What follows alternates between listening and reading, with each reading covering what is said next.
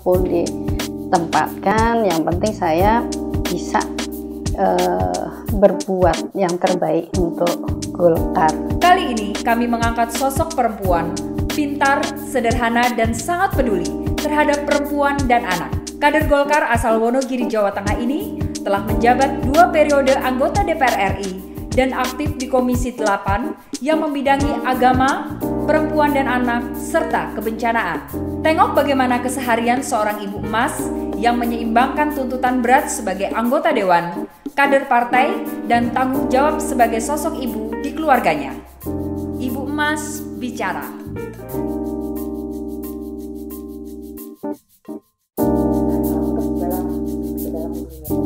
Ya. Dari mana dulu nih? Dari awalnya, Bu. Oke, awalnya. Jadi sebetulnya saya itu sejak lulus sekolah setingkat SLTA ya. Itu saya sudah aktif di AMPI. Oh, Ibu AMPI. Ya, waktu itu saya di kalau nggak salah pemberdayaan perempuan ya, tahun 1987. 87. Kalau tidak salah, ingat. Berapa tahun? Iya. Jadi dan juga aktif di beberapa organisasi. Ketika itu cukup di AMPI tingkat kecamatan. Kecamatan. Ya, sebab sebelum reformasi petinggi-petinggi partai itu adalah orang-orang yang dari kalangan eselon lah minimal ya, pejabat. Jadi kita sebagai pelengkap penderita saja. Sampai pada akhirnya ada reformasi 1998. 1998 inilah kemudian saya oleh rekan-rekan di partai, mungkin karena saya jilbaban ya, jadi dianggapnya pasti sudah pindah partai begitu. Ya, tetapi saya tetap setia meskipun tidak lagi digait. Dan pada tahun 1999 ke 2000 ya, barulah teman-teman ketemu ngobrol gitu, dan saya masih mau tetap di Partai Golkar. Nah, jadilah saya masuk dijadikan pengurus KPPG ketika itu masih muda ya. Menjadi umur berapa itu, Ibu ya? Aduh, umur berapa ya ketika itu? Udah nggak ingat. Proses banget ya. Ya. Oke, baik, Bu. Kemudian menjadi wakil ketua, waktu itu belum KPPG ya, HWK dulu deh, waktu itu di HWK. Jadi seperti yang saya ceritakan di awal, itu pasti para petinggi-petinggi, istri petinggi gitu ya, yang menjadi pimpinan-pimpinan strategis di Partai Golkar. Nah, mulai dari situ sudah saya diusulkan oleh beberapa bapak-bapak ya, karena harus ada yang muda, ada yang ini gitu ya, yang energik, dianggapnya begitu. Maka dijadikan pimpinan kemana-mana, kita selalu mewakili, dan akhirnya harus ada KPPG. Saya kemudian menjadi wakil ketua KPPG, wakil ketua HWK di tingkat kabupaten. Nah, itu ternyata membuat jelas ya, rekan-rekan yang sudah senior itu mungkin merasa tersaingi gitu. Dengan sosok baru ini ya gitu. Kok apa-apa yang dipakai itu gitu. Tetapi memang kan kita perlu energi ya dari generasi muda. Saat itu saya tidak pernah berpikir untuk menyingkirkan para senior, tidak. Saya ingin melengkapi. Tetapi ya karena sudah terbiasa mereka selalu di depan ya, jadi merasa akan ada perasaan tidak nyaman gitu kan. Belum lagi saat itu saya juga menjadi bergerak di beberapa aktivitas ya di luar partai juga, sehingga saya cukup dikenal di kalangan masyarakat. Setelah itu saya tetap menghormat ya kepada para senior, bahwa saya akan membantu saja kepada mereka. Bahkan ketika termasuk pencalekan pun saya tetap menghormati dimanapun ditempatkan. Yang penting saya bisa berbuat yang terbaik untuk Golkar saat itu. Dan kalau melihat perjalanan itu sesungguhnya tidak dipungkiri bahwa dari dulu sampai sekarang kita pasti akan memerlukan generasi muda yang memang step-stepnya itu harus disiapkan. Saya sangat menyadari karena saya pernah mengalami itu. Saya sendiri berusaha untuk bagaimana nanti saya menyiapkan kader, gitu. Sebetulnya. Itu maksud kaderisasi ya, Bu? Iya, maksud saya seperti itu. Nah, kemudian akhirnya menjadi ketua KPPG dan aktif di UMKM juga kita aktif, sehingga Kabupaten apa itu? Kabupaten Wonogiri. Wonogiri ya. Gitu. Jadi ketika mendapat undangan ke provinsi, bukan saja di partai, kita banyak dikenal orang, tidak hanya di partai saja gitu. Nah, kemudian akhirnya saya juga diajak untuk menjadi pengurus MDI, tapi di provinsi ketika itu. Jadi HWK AMPI MDI ya, Bu? Ya. MDI, yang MDI di tingkat provinsi ya. Nah, itu singkat cerita saya berkiprah. Jadi contohnya dari filosofis itu ya, kan pohon beringin. Pohon beringin itu akarnya jauh menunjam ke bawah. Dan ketika hujan, itu dia akan menyerap air, menyimpannya tatkala musim kering. Nah, simpanan air ini mestinya akan dimanfaatkan untuk masyarakat. Andaikan kemudian pohon beringin ini akan menjadi kuat. Pohon beringin akan menjadi rimbun daunnya. Itu jadi konstituen itu banyak. Ranting-rantingnya wajar ketika pohon dahannya sudah tua, rantingnya akan kering dan putus. Orang sudah tua meninggal berarti sudah tidak menjadi kader, itu wajar. Tetapi jika di situ daunnya rimbun, pasti akan banyak entah burung, entah hewan apa bertengger di sana. Dia akan membuang kotorannya kalau saya diskusi dengan teman Gerindra. Tapi kan ditelei gitu ya, istilahnya ada kotoran bahasa Jawanya. Oh, nggak apa-apa, karena apa? Dia pasti akan menjadi subur gitu. Nantinya itu loh Mbak, dahan akarnya yang bergelantungan itu banyak setannya katanya. Oh, bukan banyak setan, karena rimbun kekuatan itu orang menjadi takut. Padahal ini harus kerimbunan ini berarti orang suka gitu kan. Kemudian orang bergelantungan berarti di akar yang akar yang panjang-panjang itu berarti banyak orang menggantungkan harapan di sana. Itu. Nah, ketika kemarau ini daun berguguran itu pasti wajar.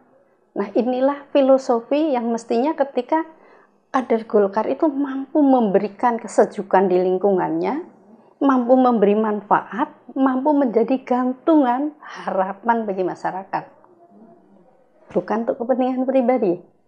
Dan ketika dia menjadi pemimpin, mampu memberikan manfaat luar biasa. Dari akarnya tadi menyimpan air. Air itu sumber kehidupan, berarti banyak orang hidup. Kalau banyak orang hidup dari apa? Dari air, berarti dia harus mampu memberikan kehidupan. Ini kan filosofi yang sangat luar biasa. sampai geleng-geleng. Coba saya, tetapi mestinya mampu menyelesaikan dengan baik. Jadi kalau kader Golkar, saya kagum dengan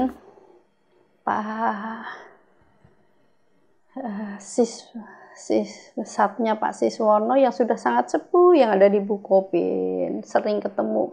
Dia sampai promosi saya, ini perempuan, ibu ini pasti jadi anggota DPR. Ketika itu saya belum mencalonkan. Nah, ini kita melihat mengapa dia sampai begitu. Karena kamu harus berjuang untuk bisa masuk menjadi anggota DPR. Kalau di sini kamu perjuangannya hanya kecil. Nah, itu pula yang ingin saya raih. Banyak aktivitas saya, termasuk menjadi LSM ya, menjadi Ketua Aliansi Peduli Perempuan, menjadi pembina Masyarakat Wonogiri Peduli Perempuan dan Anak, saya membina disabilitas dan sebagainya. Kalau dari kekuatan saya pribadi, dari uang saya pribadi, ini tentunya kurang maksimal. Tapi bagaimana ketika saya menjadi anggota DPR, saya bisa masuk konstitusi yang mana itu perjuangannya adalah di undang-undang. Saya malah melintang mengadvokasi kekerasan perempuan dan anak. Tapi undang-undangnya tetap saja, undang-undang itu pasalnya adalah pasal karet. Artinya bukan perempuan yang terlindungi.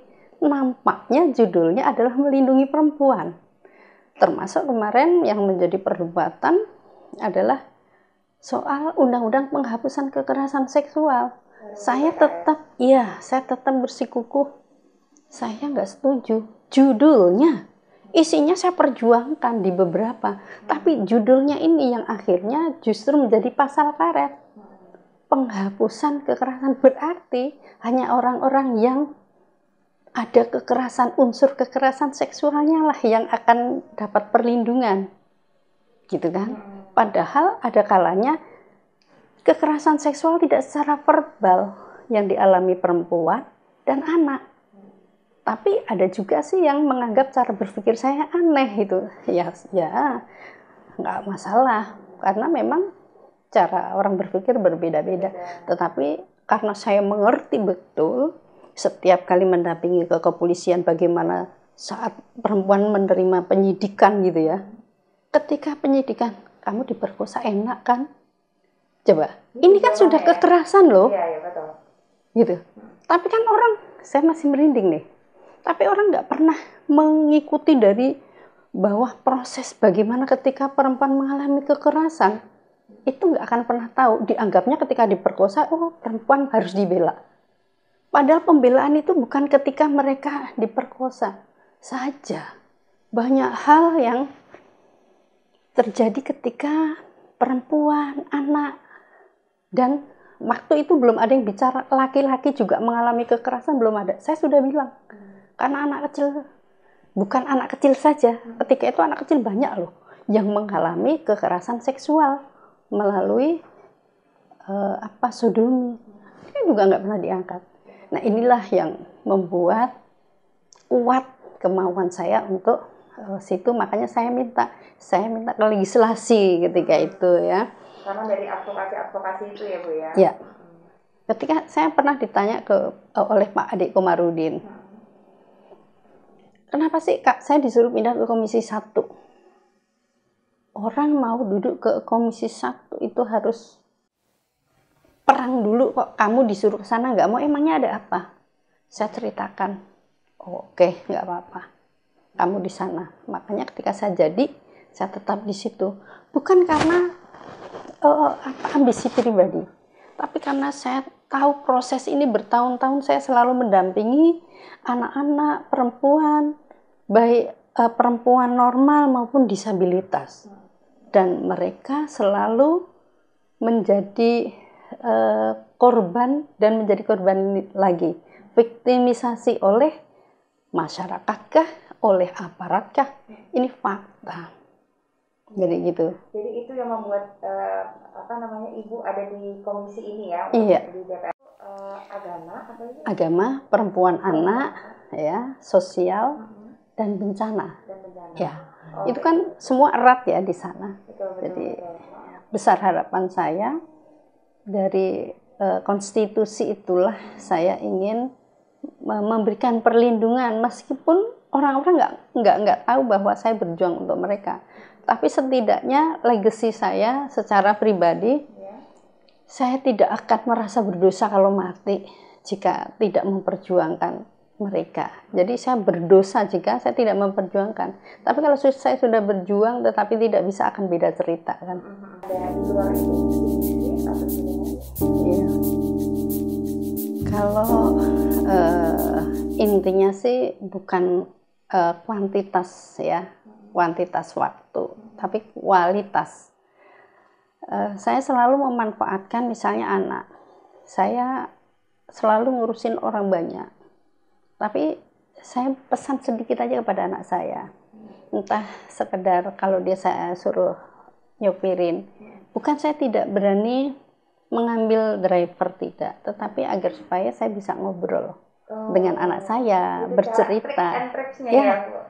Oh, saya nggak bisa mengajak kamu piknik ke tempat yang lain. Kamu bisa nanti saya titipkan ke adik-adik saya ketika pulang bersama-sama. Tetapi ini ke desa-desa, ke tempat-tempat orang miskin agar supaya dia mengerti bahwa orang tuanya itu pekerjaannya tidak ringan. Mikirkan orang banyak sampai yang seperti ini, gitu. Dan ternyata hidup itu susah. Jadi nggak bisa kamu misalnya ada uang kok nyantai atau berfoya-foya, enggak. Nah, bisnis ini saya mencoba jual sedikit tanah untuk memberikan kios yang memang saya coba. Jadi anak saya pun kuliah bayar dari ini, kamu usaha ini, kamu kelola. Oh iya, udah diajarin bisnis ya Bu ya, dari kecil tuh Bu? Ya dari SMA ya. Okay. Agar supaya mengerti bahwa ternyata hidup itu perjuangannya keras. Dan setelah besar, setelah saya menjadi anggota DPR RI itu, saya kasih tanggung jawab pengelolaan keuangan. Tapi dia nggak pernah mengambil hak itu. Siapa saja yang harus itu kan, saya jadi anggota DPR hampir juga sama Mbak, nggak punya duit. Karena apa? Saya pakai gaji relawan. Oh iya.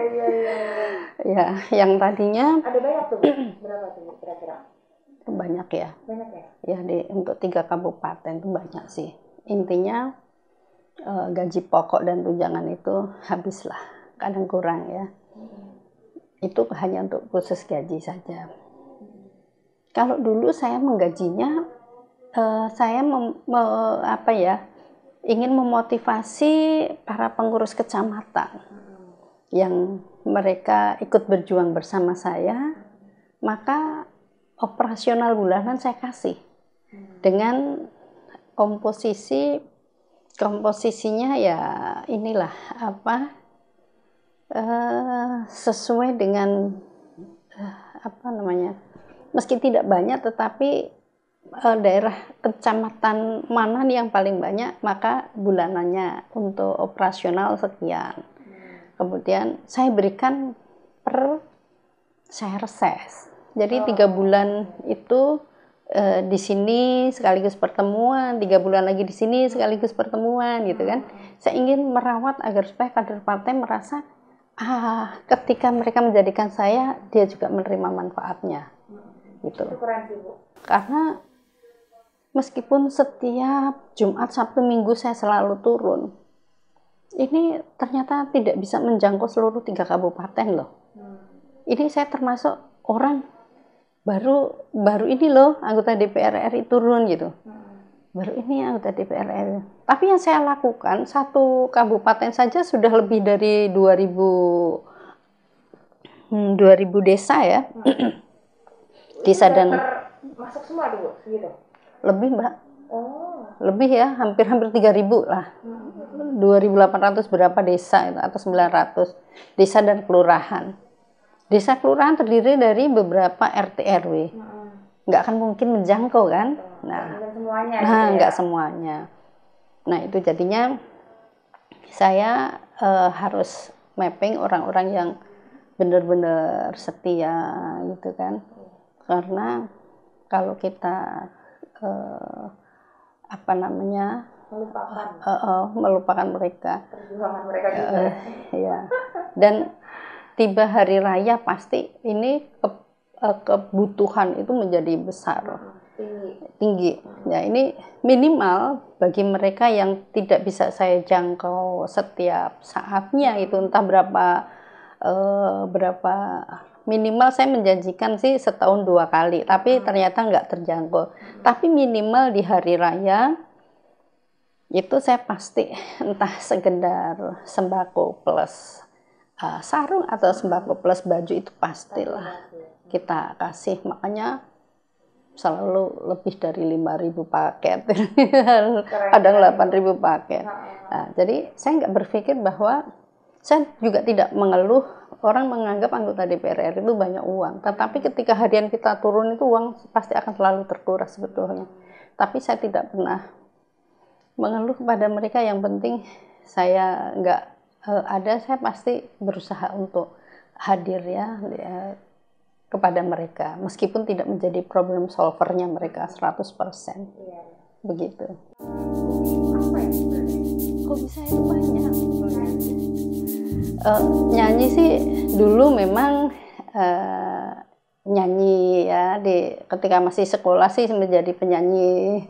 Oh, gitu. Ibu saya juga dulu penyanyi, dan olahragawan.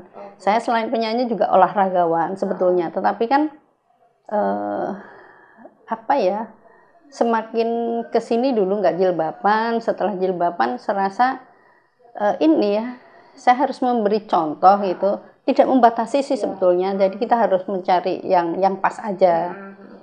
Cuma kesannya gimana ya, kebetulan yang lagi ini itu kan sepedaan ya kalau sekarang ya? Oh, sepedaan sih biasa ya. Jadi kalau sepedaan biasa sih, saya hobi juga sama teman-teman FKPPI ya, bersepeda biasa. Gitu. Bahkan saya juga kan dulu pesepak bola perempuan di SMP. Oh iya, ya ampun, ibu dibanding seorang ibu Endang ya. Saya juga pesilat. Ya, jadi olahraga. Ibu saya juga dulu kan olahragawati tingkat provinsi gitu ya, dan saya juga saya pelari maraton juga dulu. Prinsip saya begini, apa yang saya bisa, saya mencoba untuk melakukan. Apa yang saya lihat itu kemudian saya praktek bisa, pasti akan saya lakukan. Jadi saya kalau orang bilang sih multitalenta ya, mulai dari membenarkan genting saja orang-orang sudah biasa ya, memanjat pohon kelapa saya juga ada biasa gitu. Artinya orang-orang lingkungan saya sudah tidak heran gitu ya. Kalau saya memanjat pohon kelapa karena semua anaknya perempuan, itu kan. Jadi nggak ada laki-lakinya ya, harus bisa. Jadi membetulkan genting kala itu ya, tapi kalau sekarang enggak lah ya. Itu dan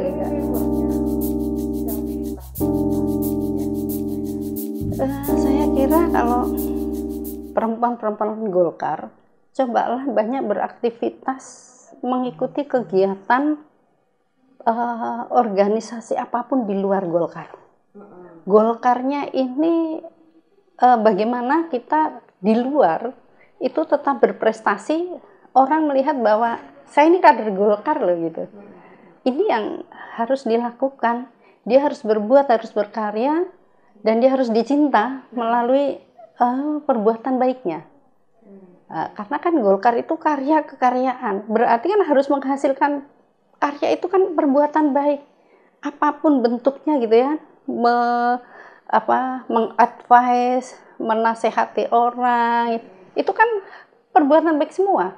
Bagaimana orang itu mengenang kita?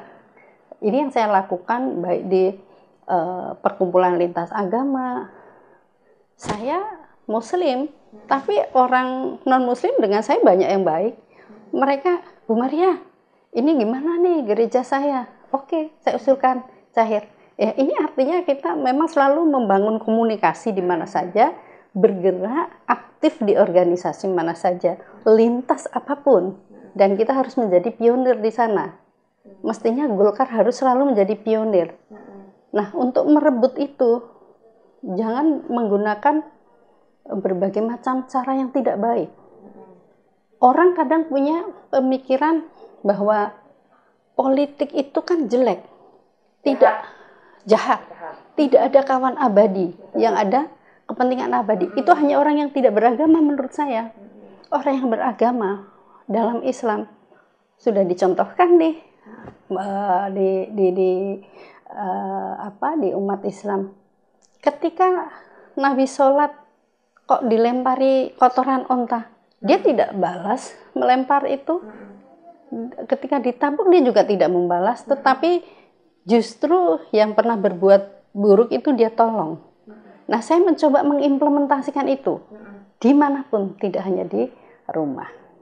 Dan itu pun saya mencoba, saya bangun di keluarga saya itu. Saya harus menjadi contoh. Kamu juga jadi sejak kecil juga anak saya sudah saya biasakan seperti itu. Hidup di politik, terjun ke politik itu tidak mudah, apalagi perempuan. Resistensinya tinggi gitu kan.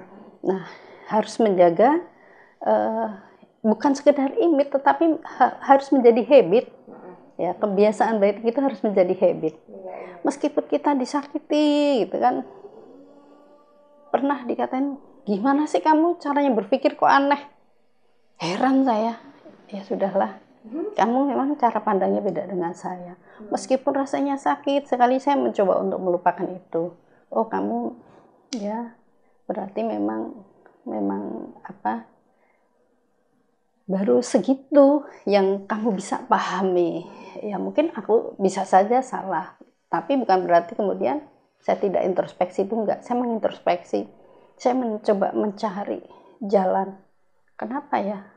Ini menurut saya ini tadi yang misalnya contoh penghapusan kekerasan, ini bertahun-tahun saya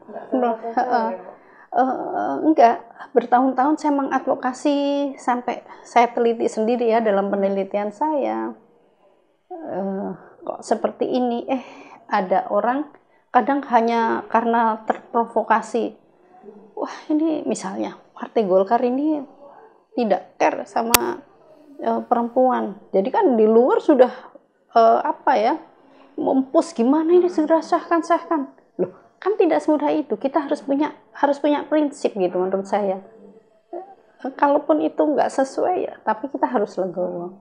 Ya, jangan kita kemudian antipati kepada orang itu. Nah, saya kira ini yang harus dibangun ya di perempuan Golkar untuk kader-kadernya, bahwa yang namanya KPBG, misalnya KPBG, yang perempuan kan KPBG, kesatuan. Nah, ini bagaimana sih membangun kesatuan itu, kesatuan, kekompakan di Partai Golkar dengan cara yang elegan, yang baik. Kalau ada friksi, selesaikan dengan baik, dengan diskusi, karena pasti kita nggak bisa menyamakan cara berpikir kita dengan semua orang, pasti akan berbeda. Nah, bagaimana perbedaan itu yang harus kita satukan untuk mencari satu solusi yang terbaik. Yang akhirnya goalnya ini kan cita-cita Golkar. Cita-cita Golkar luar biasa mulia. Nah, ini kan yang harus diimplementasikan oleh semua kader mestinya. Nah, ini yang saya harapkan untuk kader mudanya, ya jangan pernah berhenti untuk berbuat baik dimanapun, di dalam kegiatan apapun, dan jangan pernah lupa untuk berkata bahwa saya kader Golkar. Oh, itu ya. Nah, itu ya. Jangan lupa, saya kader Golkar. Jangan malu ya. Jangan malu. Ya. Gitu. Makanya kalau semua sudah baik, kenapa kita harus malu? Dan di kondisi demokrasi yang seperti ini, perempuan harus fight, bukan uang modal utama. Tapi perjuangan itu tidak mengenal lelah. Perjuangan yang tidak mengenal lelah dilakukan secara ini aja, mengalir saja. Jadi kalau air mengalir, nggak akan pernah berhenti. Ada cabang-cabang, dia akan mengalir juga kan ke situ. Artinya apa? Ketika kita menjadi, ini jalan utamanya adalah jalan air utama, tapi di sini ada anak-anak sungai. Ini jalan utamanya adalah Golkar, anak-anak sungai ini adalah di macam-macam ormas. Isilah itu agar supaya semua itu nanti bermuara. Ketika Golkar jalannya sudah lurus, akarnya sudah menghujam ke bawah, ya ini kan anak-anak sungai tadi menyuburkan, maka akan semua ke Golkar. Ini yang harus dilakukan. Jangan pergunakan intrik. Negara ini bisa tegak dengan cara berpolitik, tapi politik yang santun ya, yang tidak menggunakan segala macam cara tadi. Dengan demikian akan terbangun mindset mereka.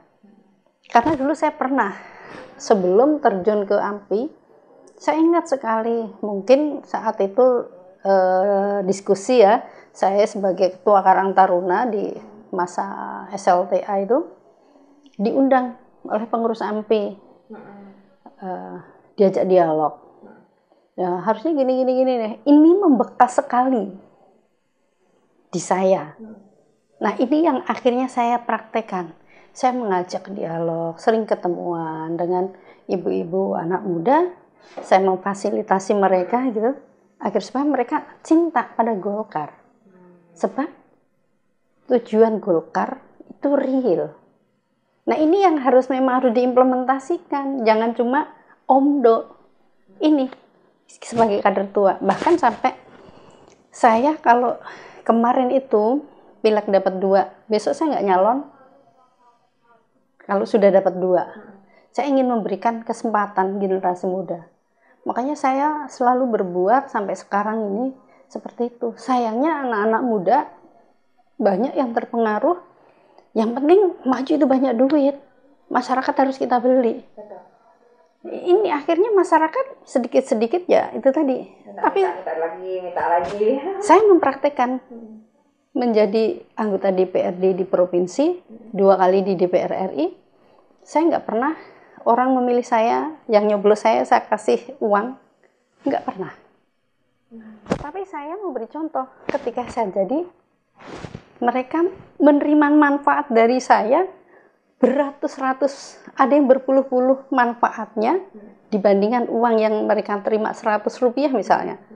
Dan itu saya pastikan mereka lebih gitu dalam bentuk kemanfaatan yang lain. Nah, inilah kita ingin membangun seperti itu, dan saya juga berkata pada mereka, loh kalau nanti saya harus seperti itu, saya nanti korupsi, kamu mau ikut tanggung jawab?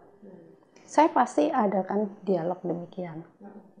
Jadi gitu. Banyak dialog-dialog ya Bu ya jadinya. Dialog, dan ketika mereka berharap apa sih yang diberikan, karena sejak reformasi banyak sekali masyarakat sudah tidak percaya kepada anggota DPR-nya, DPRD-nya.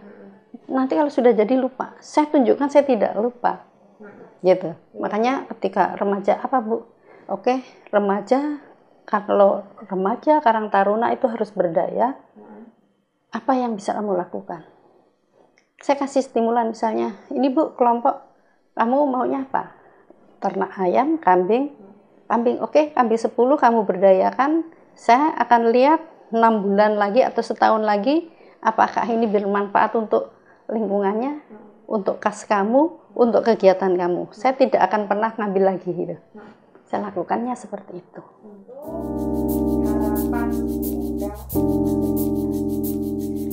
Saya berharap Partai Golkar tetap besar, rimbun,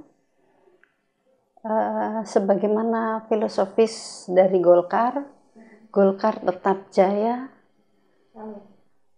Golkar menang, tapi kita semua harus berjuang. Tidak besok, tapi mulai saat ini harus berjuang. Itu kalau Golkar besar. Jadi semua lini diajak berjuang, ya berjuang sesuai dengan kapasitas masing-masing ya.